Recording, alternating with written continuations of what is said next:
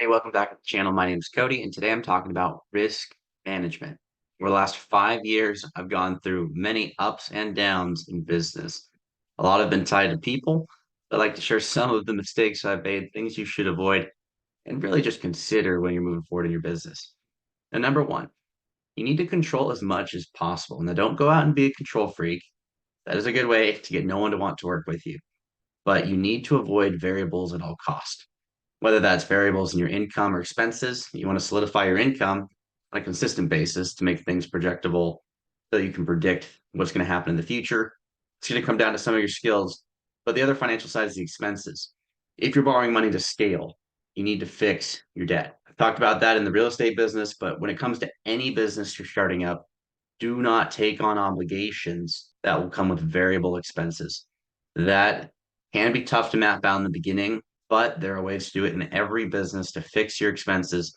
This is super important because as soon as you have an uptick in your expenses that you didn't project, that can kill that month's profitability. That can make it very difficult to scale or, in the beginning, eat. So you need to map these things out. The next piece that I found to be very difficult is people. People are a variable in business, but what a lot of folks do when they're starting out, they get a cool idea and they're eager to want to share it with someone and offer equity. I've definitely done this. Like this has been something that I've done more times than I should have, but I've had a great idea. I knew I could monetize it and I was excited. So I shared it with other individuals and gave up equity too soon. I should have just sat on my hands, thought about it a little bit longer, and executed it myself. Do not be super eager to jump into a partnership right away. That would be a very big mistake. Partners have been some of the people that have really lifted me up throughout my journey. But at the end of the day, partnerships have also been the thing that have tanked me in the past. I've had a couple partnerships that have been very, very bad. They've ended very poorly in lawsuits, and that's not fun. Even when you win, it's not fun because you like to work with these people. They don't end up going the same direction as you, and it doesn't end up as a fun venture in the end. So make sure you're a little bit slow when it comes on to taking people. You're thinking about you're going on a ship to some destination. You want people along you on their own ship, but you don't need everybody to be on yours. So really think about that as you're scaling your company. And outside of the variables and adding too many people to the boat, you need to make sure that as you're building your business, you plant some plants that will grow over 5, 10 years, but you also get some that are growing today.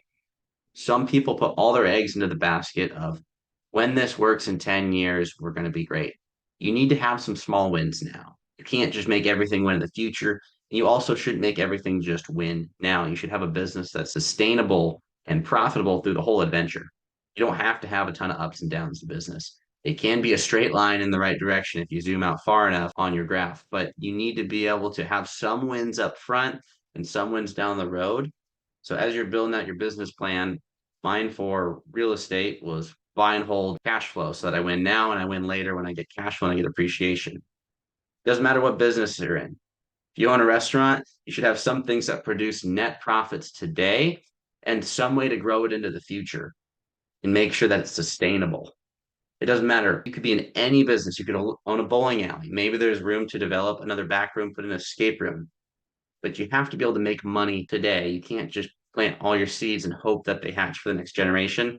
You need to make sure that that happens today and upfront so that you can actually scale your business out of profitability, which is our number one rule in business. Start with profitability.